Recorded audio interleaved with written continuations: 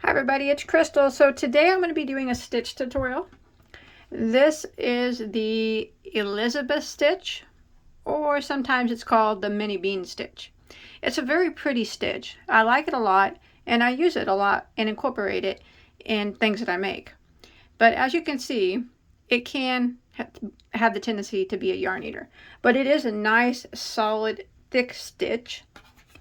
So it's nice and squishy, great for scarves, baby blankets, stuff like that. I actually think maybe I have a baby blanket tutorial on my channel using this stitch, maybe with some other stitches involved, but yeah, it's really pretty. It's just it looks the same on both sides, as you can see. If you make it in cotton, it'd be a great hot pad, you know, to set your plates on, placemat, something like that, you know, not anything. So a nice thick sweater if you live in a cold area. It's beautiful. So it is one row repeat, very easy to do. So why don't we go ahead and get started on it. Let me move it over here to the side and we'll talk about the yarn that I use for this particular stitch tutorial. I used Red Heart Super Saver Ombre, which is a 100% acrylic medium weight number 4 yarn. And the color, in case you're interested, is called Sea Coral. Of course, you can use any weight of yarn depending on, you know, what you're making. And for the purpose of this tutorial, I'm using a size J, which is a 6mm crochet hook. Alright, so this stitch is done in a straight multiple of 2. So any even number of stitches will work. So whether you're making a scarf or a blanket, just make sure that your number of stitches are even or, you know, divisible by 2. So once you get your chain made, what we're going to do is we're going to do a puff into the 4th chain from our hook. So remember, we never count the one that's on our hook. So we got 1, 2, 3, 4. This one right here. Now this is kind of a mini puff. Now this is how it's done. Do not yarn over the first time you go through. Just go through it without yarning over, and then draw up a loop, and then yarn over and go through the same spot and draw up a loop. You'll have 4 loops on your hook, yarn over and go through all 4, and then chain 1. And that's how you make the puff for the Elizabeth stitch.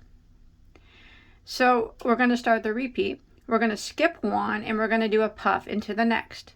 So it's always important to remember not to yarn over before you go into the stitch. So skip 1, go directly into the next stitch, draw up a loop. You got 2 loops on your hook, then you yarn over and go into the same stitch, draw up, and now you have 4 loops on your hook, yarn over and go through all 4 and chain 1.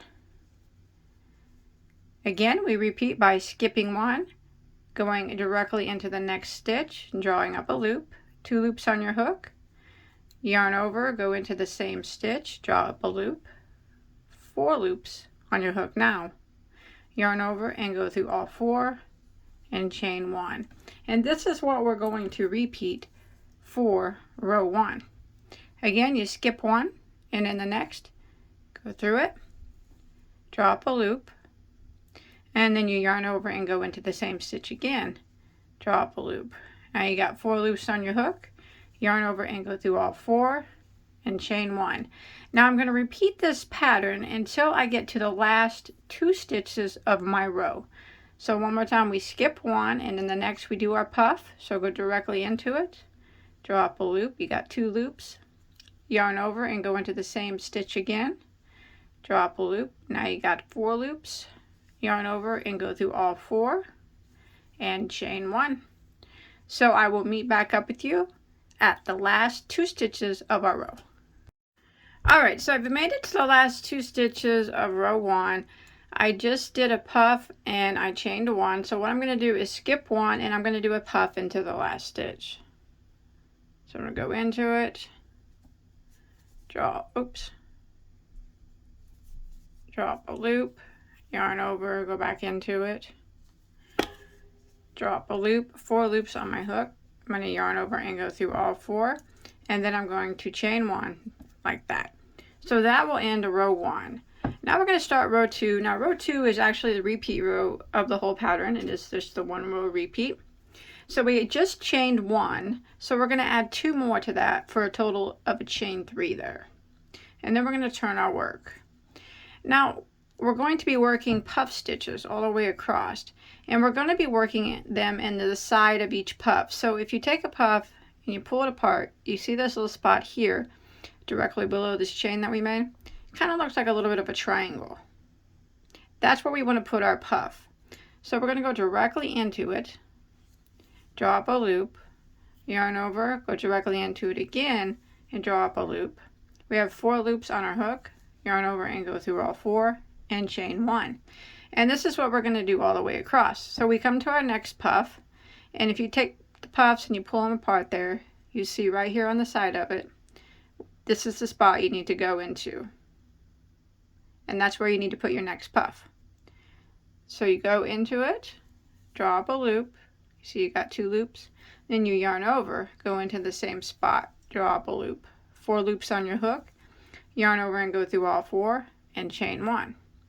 And this is what we're going to repeat for row 2. Again, we come to the next puff and just kind of pull it apart a little bit, and you see this, you'll see the space here on the side of it, and that's where we have to work.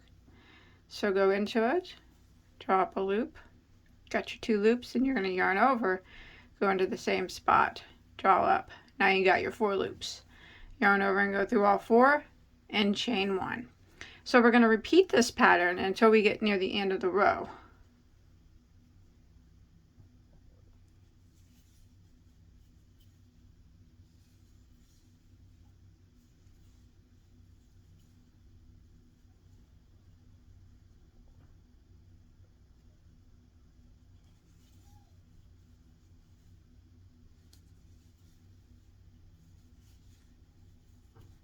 Just like that.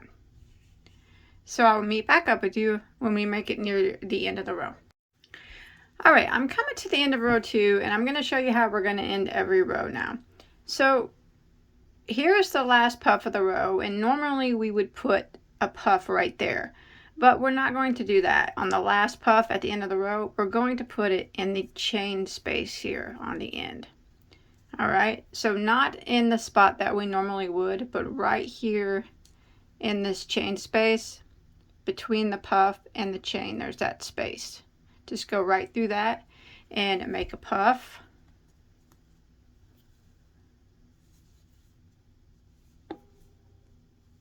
And then chain 1 to lock it. And that is how you would end row 2 in every row from now on. So now it's just a repeat of row 2. So we're going to go ahead and start row 3, which we're just going to repeat what we just did. We just chained 1, so we're going to add 2 more to it for a total of a chain 3, and then we're going to turn. And we start our first puff directly below this chain here. You pull this puff out, and there it is, right? That's where you need to start, and you puff right into it.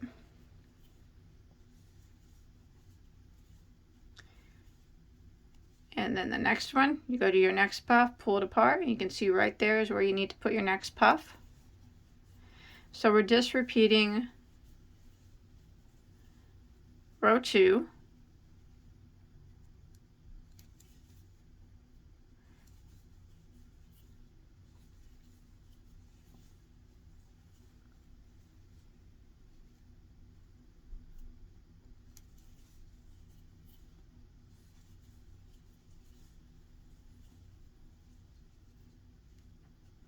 And I'll meet back up with you when we get to the last puff of the row, and I'll show you how we end it one more time. That sure is pretty. Alright, I'm coming to the end of row 3, and remember it's just a repeat of row 2. So here's my last puff right here. Normally we would go into that spot that's on the side of the puff, but at the end we always go in between the puff and the chain space right here. And that's where we make our last puff. So right into that space there, and that's where we'll do our final puff, and that will end row 3. And again, we just repeat, chain 1 to lock it, and then you chain 2 more for a total of 3, and turn your work, and repeat it again. Always start your first puff directly below this chain where this first puff is. and always end in that chain 2 space. And you just keep repeating this until you get to your desired length. It'll start to look like this after a few repeats. Isn't that pretty? I really like this stitch, so I hope you enjoyed my tutorial. Don't forget to hit that subscribe button if you enjoyed, and if you look in the link in the description box, you'll see a playlist of well over 1,000 crochet tutorials, all free for you to enjoy. And don't forget to hit that like button, leave a comment below, that really helps me out. And until next time, have a good day. Bye guys.